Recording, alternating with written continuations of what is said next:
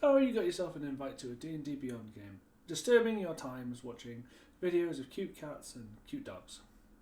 Well, here's what you do.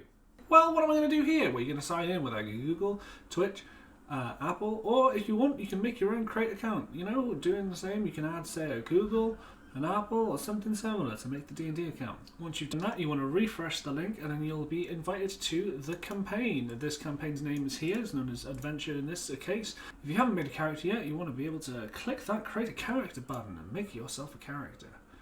It'll load up the character creation menu where you can choose what character you want to make. Then I'm going to choose what content I want to bring.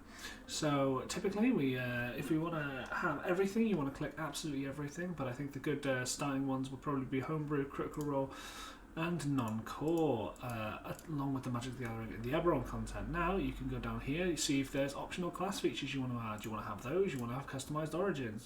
Kinda. You don't really need that, but you can if you want to. Advancement type, depending on your game, will either be milestone or XP, told you by your GM. I often use milestone. Hit point types, you want to use manual, unless your GM tells you otherwise. Yes, this means that you'll be managing your HP, not the game.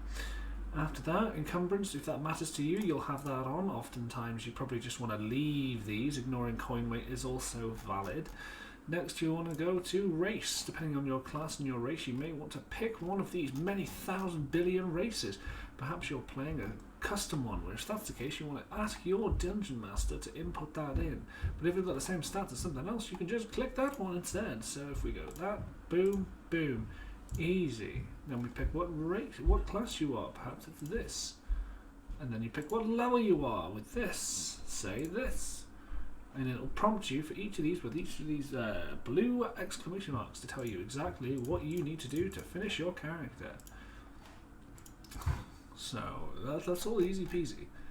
After which you'll want to go to your ability scores. These are incredibly important. You want to put manual if you've rolled, point pi if you haven't, and standard array if your GM wants you to.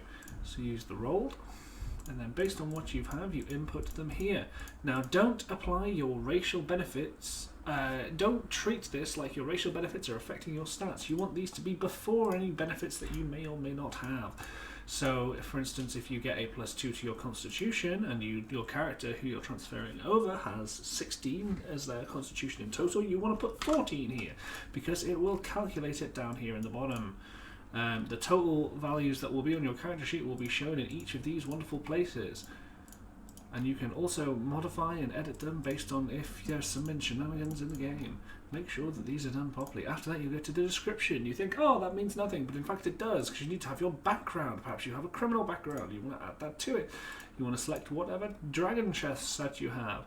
Then you want to go to equipment, and then you want to choose either equipment or gold based on what you want to do with your character. Typically you want to do equipment and pick what things you have. If you have a simple light weapon, you click that and you can choose a liqueur. If you have an arcane focus, you might have an orb. And then you click add start equipment right at the end. Now you've done this, congratulations, you have, I'll just give it some stats, 1 second. 2, 4, 20, 7, 8. Now that you've done that, you'll see that this picture is revealed. That means that the card sheet is ready to be seen. You just tap that hot button and suddenly, boom! Any VTT add-ons that you may or may have will be there to be seen.